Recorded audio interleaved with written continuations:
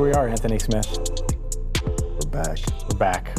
What, yet again, they keep bringing us back. Who's doing this? I don't know. Who's letting this happen? We're obviously not trying hard enough. Oh my goodness. You're trying hard enough to get me canceled, but I need to get back on that train. Yeah. Welcome to Freightonomics, the show / podcast / whatever you're watching us on that combines transportation supply chains with the macroeconomic environment and basically just jumps down all levels of information, and hierarchies in the global economy, if you will. I don't want to limit us. I'm not trying to pigeonhole us. No, we can't, because freight, well, that was one of the things. I was on a webinar yesterday with a bunch of other economists, and we're talking about the supply chain and why it's so, me and a few distinguished economists, we're talking about the supply chain, and subtle flex. Sometimes I forget how many different segments there are to the supply chain, and sometimes I forget how many different parts of the economy there are. Like, there's a labor economist, there's a supply chain economist, there's so many different types of health economists. There's an economist for everything. There's supply chain for everything, and bringing it all together under one neat bow. Yeah, so that's a lot to cover. But if you are watching us on YouTube, please like or subscribe, because we are back on the YouTube channel. But also, hopefully you're checking us out on FreightWaves Live, which you can now view via our new and shiny app. Yeah, it is pretty shiny. Nick Torres did a lot of work to revamp this thing. Looks really good in there. So if you do have the app or don't have the app, download it. Yeah, do yourself a favor. I think there's a lot of chatter and communication. There's like a little networking feature that you can get a part of. So you can really kind of expand within the freight community. Speaking of chatting and networking, are you watching those? So if you see me looking down, I'm not being rude. I'm only a little bit rude, but I am looking at LinkedIn because I'm going to be watching. If you want to jump in, if you happen to be watching live, if it's 12-ish Eastern, noon-ish your time, and we are casting here live. So you want to jump in on the conversation, feel free. Let a comment fly. Got a question for Zach? Want to get him canceled? Let's do this. Let's do this, absolutely. Well, we got a big topic to discuss today. Probably the single most asked question that I've had over the last week. I decided just to throw it into our show, be very efficient in my approach here, and hopefully I can just point people back to this episode that says, what is gas, diesel, oil? What is that doing to supply chains? What is that doing to the prices of things? It's inflating them. Thanks for watching, people. Anyway, it's going up, and it's, just how much impact is it having on trucking and the various commodities that trucking services, as well as the global supply chain, because there's commodities that are now not as prevalent as they once were prior to the Ukrainian, Russian invasion of Ukraine. So we're going to dive right into that. And I want to go ahead and just kick right off with the Newsonomics, because we've got a few things that I want to touch on first, a few quick hitters, because there's other things going on than rising gas prices and a potential, escalating conflict in Europe. But a few stories here to touch on here. Prologis basically talking about office space not being converted into new warehouses. Obviously, we've still got a whole load of imports coming into the United States. Shippers have over-ordered by a nominal percentage of freight, because scarcity does that. When you don't have available capacity and or commodities, you want to have more for the future, and that's what we're seeing right now. A lot of the import demand is simply shippers trying to prepare for any unexpected situations, as have become the norm over the last 18 months. So Todd Maiden writes this article. Please check it out if you want the further details. But essentially, the point of this article is stating they're not going to turn office spaces into new warehouses. It costs too much. You have tax burdens, you have zoning laws, and all sorts of stuff. I found this extremely fascinating and informative, especially considering the fact that 70% of all new warehouse spaces are already leased. So building on existing infrastructure, not necessarily a thing. Yeah, I mean, and I think that's a big part. When we talk about zoning, that's going to be a hampering for a lot of activity, not just we're talking about right now for warehousing and logistics, but also for residential homes as well, because we're going to be looking into 2022. Of course, housing is at a premium, and that feeds into the supply chain as well, but multifamily homes are also another area I think it's going to be a little bit more momentum for in the upcoming year. And that's going to be facing a lot of zoning regulations as well, because sometimes there's some zoning regulations like, hey, can have a structure this many floors or this many units, this close to this division. So that's also going to be a potential headwind. But when you look at this, it's going to be one of those things where, yeah, you want the safety regulations in place because you don't want an accident, you don't want an incident. But also, sometimes you get kind of curious as to what's just an inconvenient law or process versus what's actual functional. This is out of my realm of expertise. I am not an engineer or any kind of industrial engineering thing like that, but that is definitely an interesting tidbit there from that report. Yeah, the stat that kind of hit me across the face was logistics property vacancies hit an all-time low of 3.4% in the fourth quarter last year, while vacant offices surged to 16.6%. So obviously trying to be somewhat efficient with the use of our buildings, but again, warehouses for logistics, not necessarily something people who live in these areas want, and I understand why. I mean, I personally would not want them either. Old Dominion talked about having trouble with their zoning situation. I'm normally not into government getting involved, but zoning is an extremely important thing. I think anybody that owns a house, especially all these people that have now purchased houses over the last year, congratulations on your purchases. Probably don't want a big pile of diesel trucks running in and out of their neighborhoods. So Zach, I don't own a house. I'm a renter. But if you showed me how fast I can get some Amazon packages, I might come around. You're in that city life. We don't need to talk about this right now. Anyway, that's definitely an interesting detail of how we don't have as much available, infrastructure there. That if you're leaning on that. The next one that I want to cover real quickly here, yellow February tonnage drops, sours streak of positive LTL updates. Basically, the big takeaway here, LTL, the only LTL company publicly traded that reported thus far a negative tonnage growth situation, and it was tremendously negative compared to the other ones. And I'm going to break down how this isn't as bad as it may seem. I think the initial reaction is, oh, here we go again with yellow. Not necessarily Yellow Roadway used to be the dominant LTL provider in the late 90s. It wasn't Yellow at the time, it was Roadway. Michael Vincent used to work there, the dude, back then, and it seems to have fallen from grace over the last 2 decades. But this one here, so, tonnage year over year dropped 27% in February. That's compared to a 19% growth for Saia, 18% growth for Old Dominion, and a 4% growth for ArcVest. Now, again, this is LTL. Tonnage is not the best measure of your capacity, productivity, profitability, et cetera. It simply is a number that describes, how much weight you're carrying on your trucks. That's it. It can, lend itself to improving conditions, et cetera, but it's not always the case.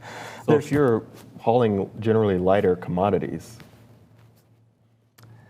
So Yellow talks about how they are going through restructuring, significant restructuring, and if you look at their revenue per hundredweight, which is kind of their unit of pricing measure that they use, it's actually way up. Especially in comparison to the others. So their revenue per hundredweight, 33.8% up year over year, compared to 16.8% of the industry standard Old Dominion. So what that tells me is they are definitely giving rate increases. They have fired a lot of customers, potentially unprofitable ones, because the one thing missing from this article is how profitable were they? What's that OR? You can lower your weight haulage, your tonnage, and make more money. So it's, they did cite that weather delays and COVID was an issue, and we'll have to wait and see for those quarterly results. I'm anticipating they probably weren't as profitable as, they could have been, but transitional periods are like this. Yellow has been transitioning for a while now, but it is still, I don't think you can take this at straight up face value.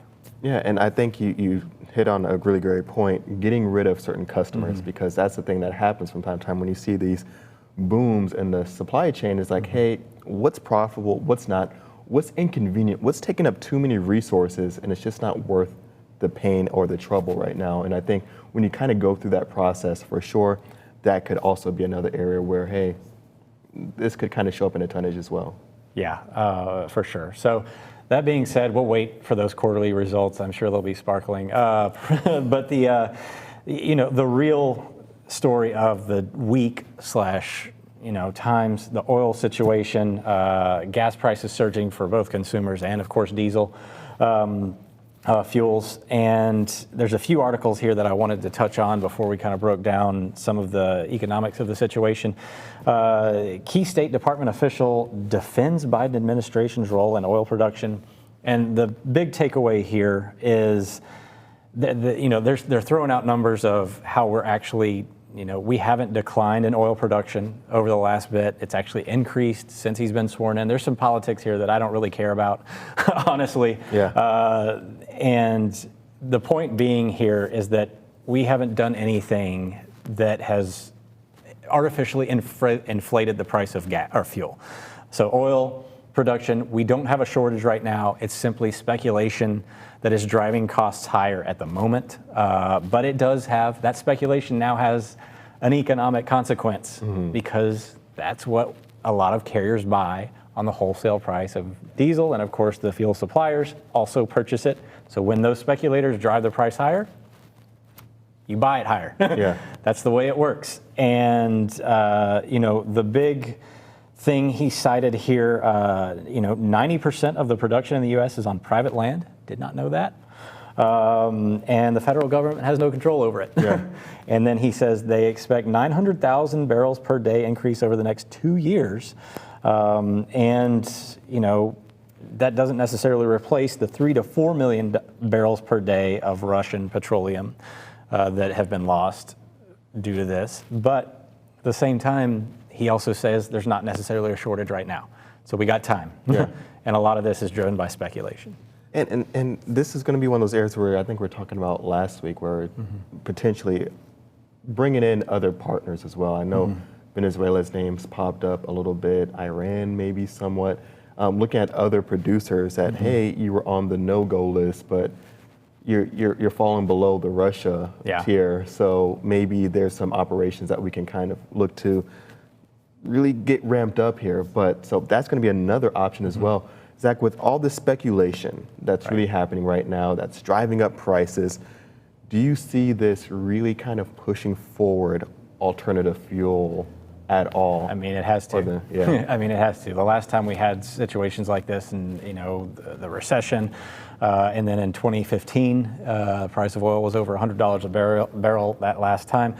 You saw people selling off their SUVs, going to electric. Now, we've all kind of reversed track on that over the last several years because we in America like our big cars, but things will get driven forward here. But, that the electric vehicle situation doesn't necessarily remove the need for oil because it's required to produce electricity in a lot of situations. So there's still potential there that it's not necessarily a total wipeout here, like where we're washing out, but it is a thing. If we have the price of diesel chart available, I want to throw this up just to put it in context here. So we've got the ULSD, the rack rate in blue. You see that huge spike there with a little bit of a come down. That's a decent sign week over week this week. If you can see on the far right of that, you can see that the price of crude oil or diesel on the rack has spiked significantly, probably the most significantly,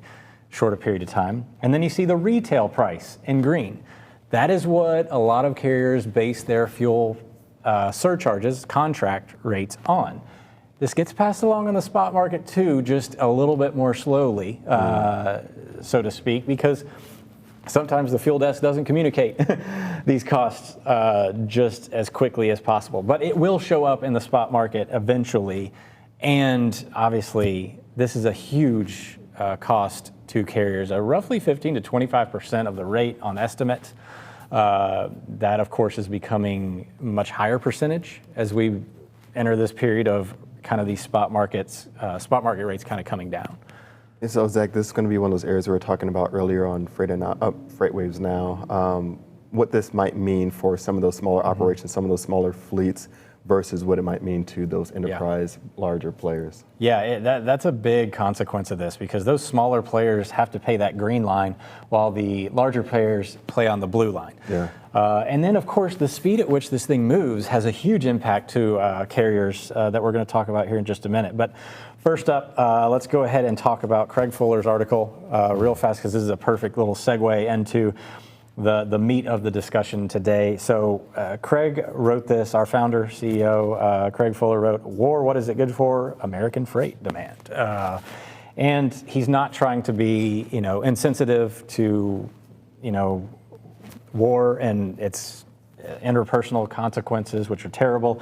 And he clearly states that in the article, how he's saying he's not condoning this. But the point of this is disasters drive freight volume. Yeah. As bad as they are, and as grim as it sounds, these moments, COVID, there's no arguing. COVID increased freight demand in the United States. It was the single biggest disaster of our time. And then we've had hurricanes. Mm-hmm. Every time a hurricane hits, and he points that out clearly. And the points that he makes kind of further down in the article too about how, there's going to be shortages of wheat now and grains, and we're going to see these net booms in our grain exports now because Ukraine can't produce it anymore. It's really baffling as to what Russia's doing, let's be honest, because the net impact to them is so grim in the short and long run to its economy over a couple of parcels of land that now are unusable. And they're going to have a net negative impact on their own internal kind of situation. Politically, we're not going to get into that. I think it's obvious. But defense spending now is on the rise. Germany has, historically not spent a lot on defense. Now they are. We're going to up our defense spending. And that's going to create a net boom. And then the obvious one, oil production. Mm-hmm. He has a neat little stat in here that we actually came up with, said basically one rig generates over 1 million truckload miles per year. That's an interesting stat right there. And Craig hits it right on the head here when we're talking about what happens during times of war. You can look at the past, what's happened with industrial production, especially during war times, looking at some of the world wars. When you look at the defense spending, that really ramps up. When you look at the manufacturing activity, that really ramps up. That's going to be a big driver for that transportation market. When you're looking at more parts being hauled. Lockheed Martin, I think, was mentioned in one of the articles. When you look at this defense spending increase, it's going to be a bump for, unfortunately, not just, depending on which side you're on, of course, the supply chain and freight, but also for overall economic growth. Yeah. Because now there's this defense spending. You need more jobs, you need more roles, and then this has to fill into some other sectors that's going to need more hiring, need more training, and so really. Jobs report today. Still going strong because we're still dealing with all this transitional activity and action from the environment. So this is just one more thing, and again, as terrible as it is, it does create more activity on the trucks out there. It does. So let's talk about this next chart that I want to bring up, the effect of gas prices on trucking costs, because that's obviously a big one. When we have, let's see, this chart of, it should be the spot rates and the contract rates, and then the DOE here. It's not necessarily that chart that I'm looking at there, guys. Not that one, but that one will. There we go. There's the one that I want. There it is. It had more colors on it. That's what I should have said. So we have our spot rate. Average van spot rate according to truckstop.com in orange. We have our average van contract rate in blue, which you can see is much smoother, as it should be, because those are long-term negotiations. We talked about this on FreightWaves Now this morning. And then we have the DOE sitting there waiting. Keep in mind that blue line does not have fuel surcharge in it. That orange line includes fuel. So, and all the other accessorials.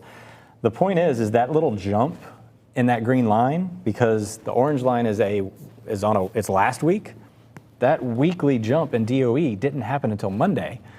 Didn't get reported till this Monday. So we have not yet seen that big spike in spot rates just yet. So this is going to be one of those indicators that, like you said, we haven't seen it just yet. And Zach, one of the things that you also mentioned, I think probably 2 years ago at this point, is typically when we see these jumps up, we usually see this rapid fall down. Yeah. Now, one of the things here that I'm looking at this spike up is how long is this upward movement going to persist? Because if it stays here long enough, Oh, yeah. that's when we start to really kind of get into the weeds here. But if it's just a spike up, okay, and then if it comes back down, Not- okay, a little not a momentary huge blip. issue, yeah. And it did start to come down a little bit on the rack price, which you saw earlier. Let's bring up another chart. I want to show the fuel price estimation. This is an Excel spreadsheet chart. That's kind of my way of estimating what fuel costs are. Now, this is not a total, this is not precise. This is just my old experience kind of shining through here. That orange line there is the base rate, excluding fuel from the truckstop.com van rate per mile. So that's what, if you excluded fuel, if they were on a fuel surcharge, that's what the rate would look like. That's what the line would look like. The orange line is the one that has everything in it. So you're seeing there's a bigger gap between that than there was back in 2020. And that's because the percentage influence on fuel is growing in relation to this chart. And once we hit a certain threshold, so basically this is just an underlying inflationary pressure that you cannot see just yet in the spot market, but it's going to show up, like you said. If this is just a spike, so be it.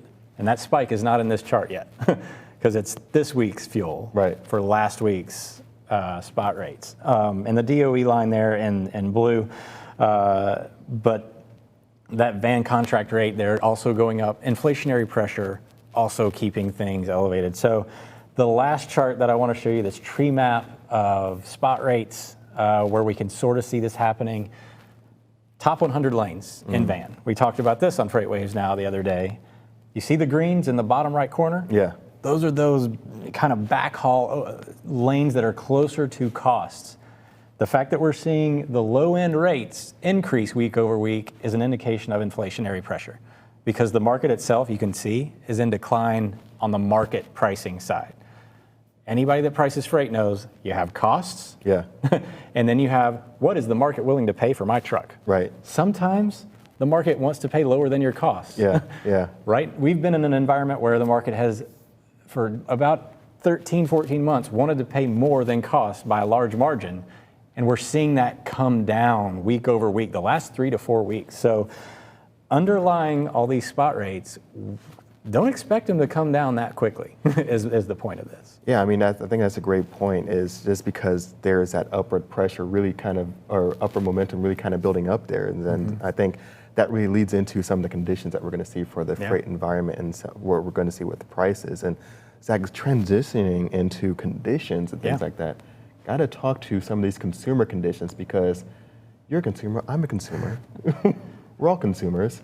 Well, according to your confidence, I'm going to consume less. You're going to consume less, according to certain confidence scores. But when we're looking at initial jobs claims, we did see that there was a slight tick up, but it's a weekly indicator, so the slight bump up, if it's in the 220s, that's just A-okay. Also a slight bump up in the continuing claims as well, on those continued jobless claims.